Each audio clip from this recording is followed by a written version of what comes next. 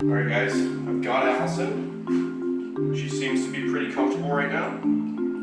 Get a good look at her. Let's get her inside this enclosure. Nice and smooth. You are getting huge! Look how beautiful it is! He shed not too long ago too. We had to clean up the enclosure, and now he's just looking oh so gorgeous. You look at him, he has to be like a 5.5-foot snake, almost a 6-foot-long rattlesnake. Even when he's deep in shed, he's still a beautiful animal, but after shed, just like the sun is bursting on his colors, on those scales. Look at that. He's looking at the camera like, what are you guys looking at? What is going on, beautiful people? Welcome back to my wildlife. I'm here in the snake house at the Everglades Outpost. And today we got a lot of cleaning to do. I'm going to be taking care of my Indian Cobra, my big black mamba. You beautiful Miss Allison, the black mamba. She's about a 10-foot long beast of a mamba. So we'll be getting into that, cleaning her up. And what the hell is that?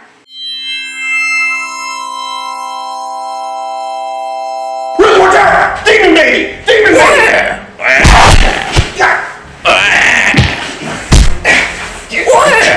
What? Baby!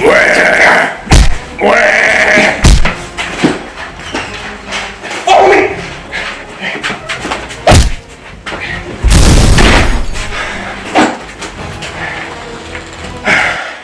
Anyways, guys, my lace monitors are getting huge. As you can see, they are getting really big. They've been eating consistently. They just had a bunch of mice in their belly last night.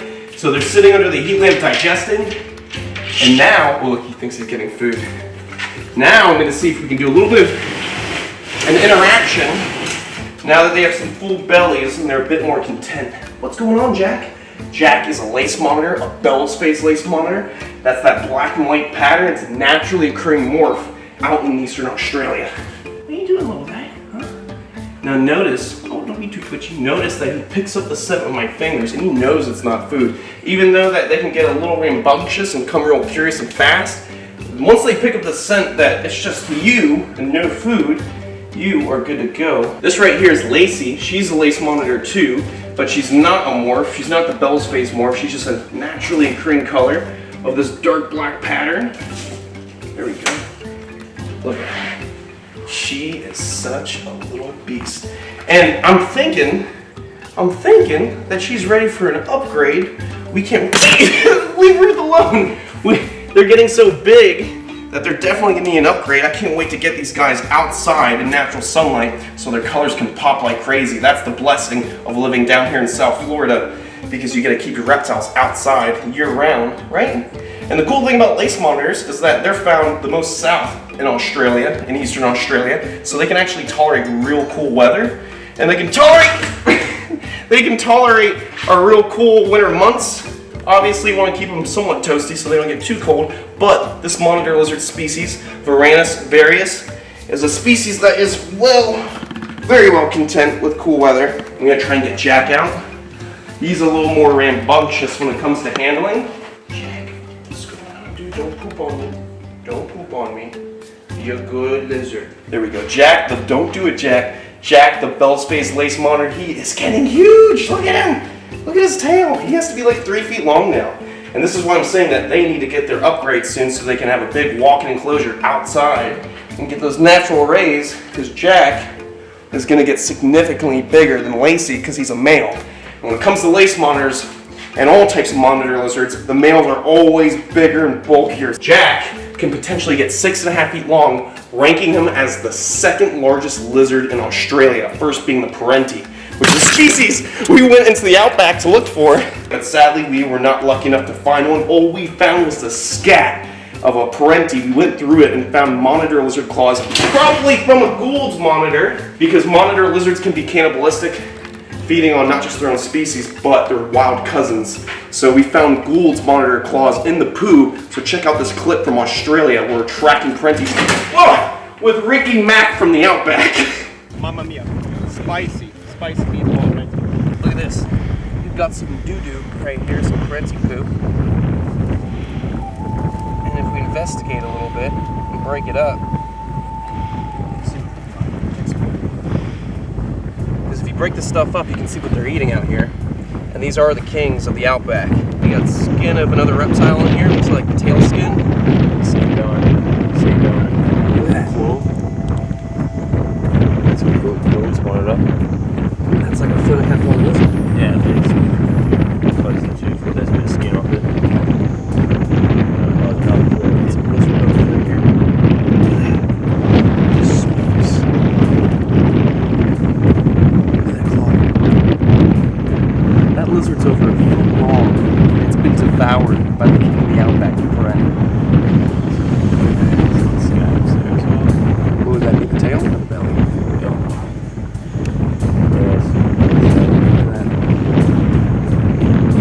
Scales, claw. That is insane. Evidence. I think Rennie's been around here. There's plenty of evidence. Alright, beautiful people. We're going to let the lace monitors hang out a little bit more, crawl around, and we're about to get into some cleaning. Look at that. Easily just popping through my skin like a butter-like skin. Comment below, is your skin like butter? Okay, we got our fresh water. Let's let them be in baths, because like I said, they have full bellies, so they're going to want to digest that food now.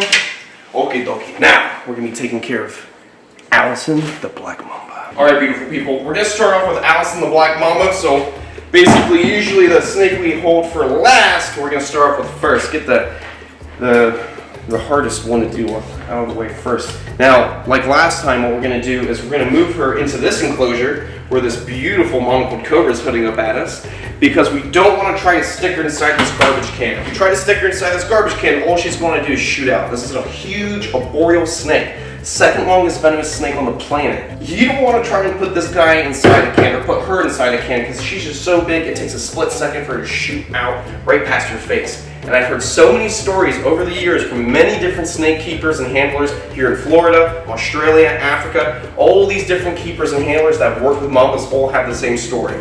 We put it in the can, we opened up the can, and when we opened up the can, it shot right past my ear and almost bit me in the ear. And that's the story I hear from everyone. And you know what? I believe them, so let's not try and have that happen. What I'll do is I'll lock this enclosure, put her into this can, she'll be secure, have this enclosure ready to go so she has a high area to hide in, so Allison will go straight into there, hopefully, because remember last time, it got a little hectic.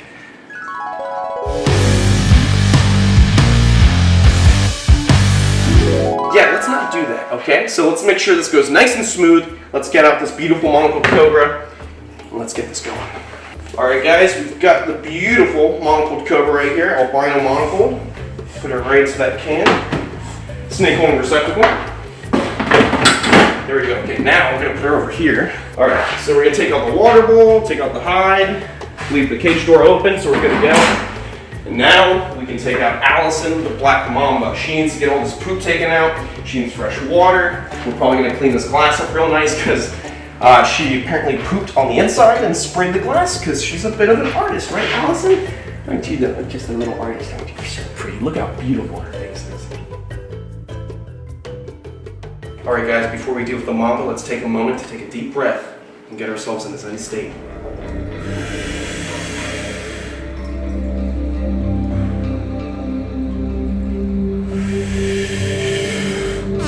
Oh, sorry. All right, let's do this. All right, guys, Allison already suspects that something's going on. She's a smart snake. Just like the king cobras, they think, they look around, they learn. So she already sees that I have the big hook. Look at her. Super aware of the situation. A completely visual snake. You know, this is nothing like a viper. They don't use heat pits to target their prey or get an exact shot when they're striking out. This is a completely visual animal. Completely diurnal, relies on its eyes and nothing else. Its eyes and its forked tongue. Danger, danger, danger. So she's starting to come out a little bit. It looks like she's starting to investigate. She might actually start inching her way out of the enclosure herself. Or no, she's gonna try and hide inside her snake box. I'm gonna take out her snake box just to make some space. Just watch out, because she can shoot out in a split second. When we get the new facility, she's going to be getting an even bigger enclosure. This is the perfect amount of space for her right now, but obviously I want her to be nice and comfortable, and since we have her boyfriend Kobe, that will be real big in the future, we want to house them together, and we'd like to give them a lot of space, a lot more climbing area, so that's going to be real fun for the future. Now, she like I said, it's a very twitchy snake. So I want to go real slow so we don't make her go ballistic.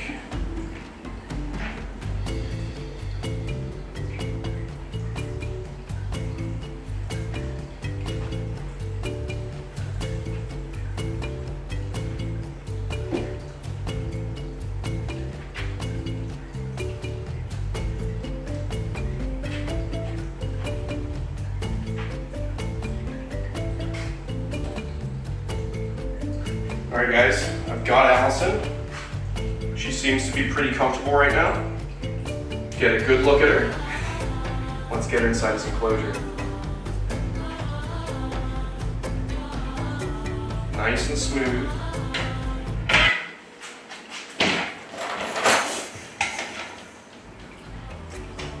Let's get that tail in. Watch out, she might shoot out. Nice and smooth. Tail tickle just a little bit, sorry. That tail on. Perfecto. Alright, and the last piece. Oh! Childish Gambino's not happy with the MAMBA. He's like, that's a real snake right there. Perfect. She is nice and secure in there. She seems to be pretty good. She didn't freak out like last time, but in a split second, the wrong movement, the wrong judgment of the animal, and you could be dead. This is such a serious snake. This is the most feared snake on the planet, at least in my opinion, and I'm probably speaking for most people when I say that. The black mamba is definitely one of the most dangerous snakes on the planet when it comes to handling. But then again, like I said, they want nothing to do with us. This snake wants to get away. It doesn't want to sit around, doesn't want to waste its venom on me. This snake, just look at her, she's just nice and content. That's not the face of a serial killer. That's the face of a nice old lady who just wants to go get some groceries. All right, guys, let's clean this enclosure. You got the spicy meatball right there. Ooh, ooh. Did you add the explosion sound when I pointed? So it sounds like that, right? Yeah. Right? 1, 2, 3. Spicy meatball. Oh, look at smoke. That's crazy. Let me get some gloves. Or let me get a paper towel. That's way too steamy for me. I'm gonna burn my fingers. I actually had been spot cleaning the opposite side where she's not hanging out when she's in her box, but obviously with the poop being all around here, she had to come out today. So I avoid handling it the most possible just so I don't stress her out, but she is gonna have to come out at some point to get clean, so it has to happen. And then eventually I'll probably do like a lockbox or something, because eventually in the future, I need some employees to help me take care of my animals, or at least one trustworthy employee to deal with the venomous reptiles. And lockboxes are the safest way to go when it comes to dealing with a lot of these venomous reptiles, like the king cobras, the mambas, the really big stuff that I don't expect somebody working for me to handle. So it's gonna be good to have a lockbox that can be secured without having to handle that snake. When it comes to right now, handling the snake, these are my snakes, under my license. I'm confident enough to handle these animals, and I will continue to handle them, because I want her to know that I'm not the enemy. I want her to work out that, you know, I'm a goose fraba kind of guy, real zen. She saw me meditate. I mean...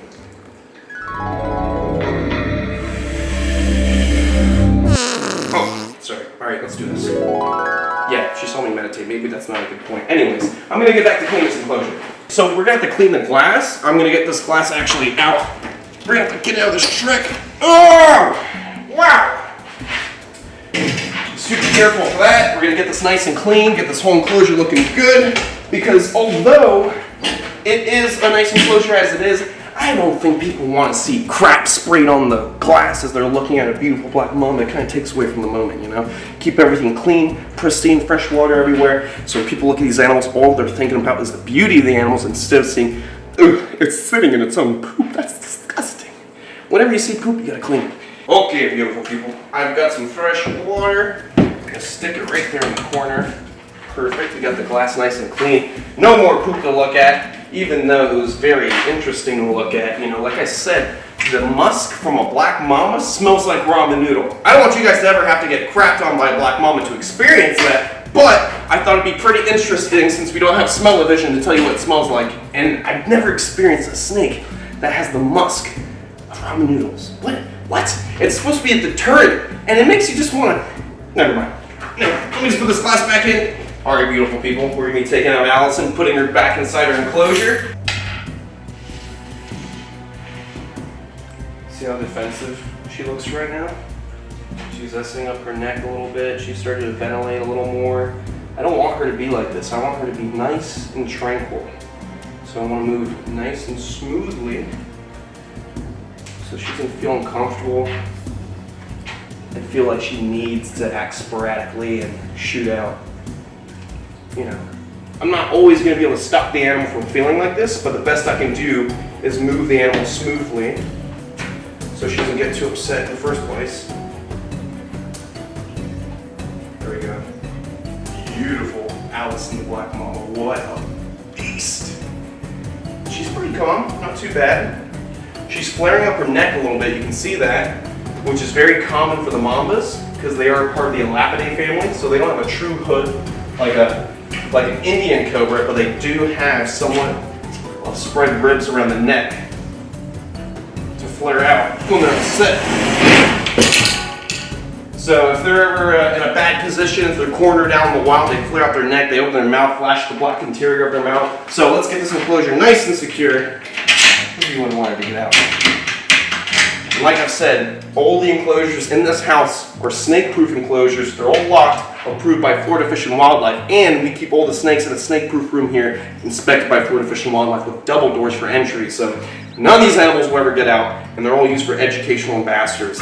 These animals are representing their species and why they're important out in the wild, so people can come up close and see them like this and be able to get close to a black mamba like nowhere else on the planet, safely of course. Now, what we're going to be doing is putting our little one back, putting our monocled cobra back in the enclosure, so she can go back to what she was doing, huffing and puffing, being upset. It's okay, sweetie. You don't need to be so upset. Look at her, she's such a cutie.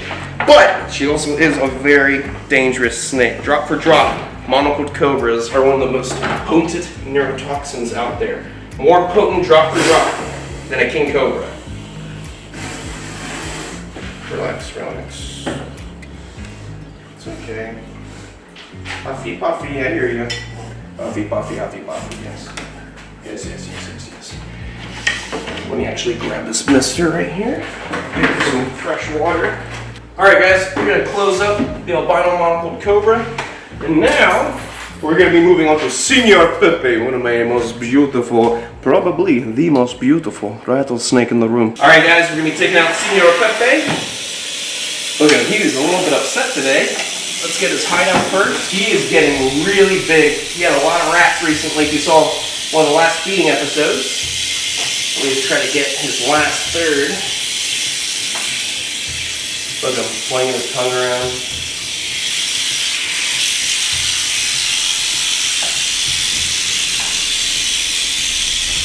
Woo.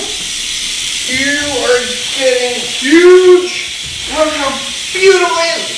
He shed not too long ago too. We had to clean his enclosure, and now he's just looking oh so gorgeous. Look at him. He has to be like a 5.5 foot snake, almost a 6 foot long rattlesnake. I notice he's turning to face me. Gotta watch where he's facing. All right. We're gonna put Senor Pepe inside this snake holding receptacle. Real smooth. And just so you guys know, this rattlesnake, now obviously with him rattling that tail like that, he's a little cantankerous, he's upset, he's letting me know, because that's what the rattle's for. Hey, leave me alone, I might bite you. Obviously he's not tame. If I made the wrong movement, if I touched him the wrong way, I would get bitten. I've been doing this for a long time, and that's how I'm able to do that without getting myself hurt. So please, nobody ever try to replicate any of this stuff. I've been doing this since I was a little kid. I know I come off as a real young guy, but I do have a lot of experience. So never replicate any of that unless you're a trained professional and you've been doing this your whole life. Alright guys, so let's clean up this enclosure. As you can see, there's a big nasty meatball right there. I gotta clean out his water bowl and get him some fresh water. Alright beautiful people, we're gonna put the hide back for Senor Pepe. His enclosure's nice and clean. I got his fresh water, so he will be nice and happy. I was just about to say he'll be nice and happy. He starts rattling again. But that's okay. He's a rattlesnake. That's expected. Alright guys, we're gonna take Senor Pepe out. Oh, look at him. Such a beast. That is such a gorgeous Mexican West Coast rattlesnake. And probably the second biggest I've seen. I've seen actually Mexican West Coast rattlesnakes bigger than this, believe it or not.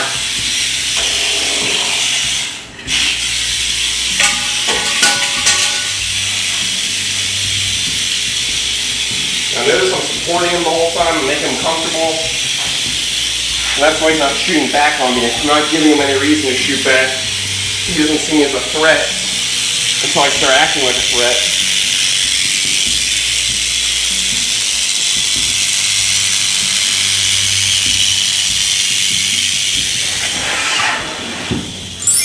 Now that that's taken care of, we can lock his enclosure up.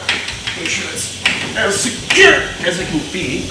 And we're going to move on to the Indian Cobra, the biggest male Indian Cobra we have, because remember, we got 4 Indian Cobras. We got a beautiful female, we got 2 smaller males that are ballistic and shoot out of the snake rack, and we have this big male that is oh so gorgeous, right inside this enclosure. So let's get him out, clean his enclosure. Let me just make sure I'm ready to go with my can. I'm going to go grab this lid. All right, guys, let's take out this beautiful Indian. Oh, before we take out the Indian, look at Kobe Dinkelman. He's so cute. This is the black mamba that Dingo Dinkelman sent to me, and we named him Kobe Dinkelman after the late Kobe, the great basketball player, and also having the last name Dinkelman out of respect for Dingo Dinkelman out in Africa. Badass channel. He goes out and moves black mambas from home, so go check him out. He's over in Africa. Hopefully in the future, maybe 2021, if it's not too crazy with COVID, we'll be meeting up and doing some collaborations. Either he comes here or I go to Africa. We'll probably do both anyways. All right, so let's take out this beautiful Indian Cobra. It looks like that head cap that came off in the shed. It looks like the eye caps are there too. So hopefully both eye caps are gone and we won't have to remove any like that forest cobra we had to deal with the other day.